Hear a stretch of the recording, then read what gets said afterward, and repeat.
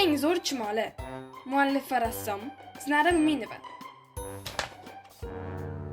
Bu momoy, u tez yuradigan chumoli. Momoy juda chaqqon. U boshqa chumolilardan ko'ra zo'r bo'lishni istaydi. Bu esa Popoy. U kuchi ko'p chumoli. Popoy chumolilar uyasidan qo'riqlaydi.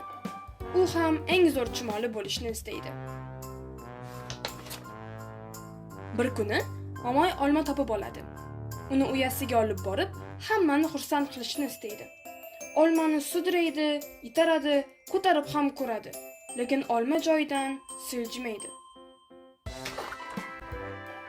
Shu payt yo'lda Popoy o'tib ketayotgan ekan.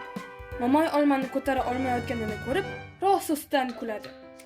Bechora momoy, olmani sudira olmading, bir ishni eplay olmading. Momoyning jahli chiqib, Popoyga shunday javob beradi. Kuchli bo'lsang o'zing epla, qani ko'ramiz maqtanganingcha bormi?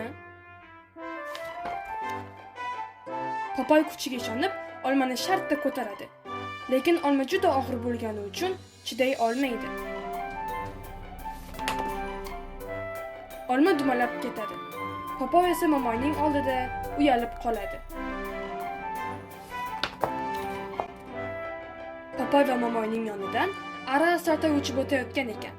Chumolilar bir-birining gapini bo'lib, dono aradan maslahat so'rashni boshlaydilar. Asaltoy, shu olmani uyamizga tezda olib borishni menga o'rgat, shoshiladi momoy. Asaltoy, olmani uyamizga ko'tarib borish yo'lini menga ko'rsat, ortda qolmaydi Popoy. Asaltoy ikki chumoliga qarab shunday deydi. Bunday katta olmani sen ham Popoy, sen ham momoy uyangizga olib bora olmaysiz. Sizlar birgalashib ish qilishingiz kerak. Dono ariga quloq solib, Popoy va momoy olmani oldiga shoshiladilar.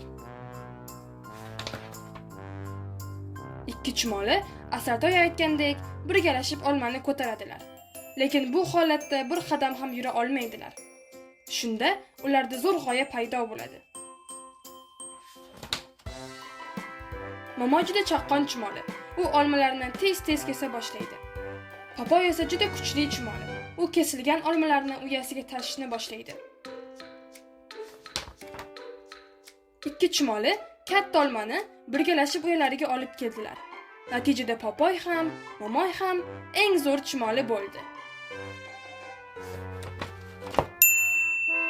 Tamom.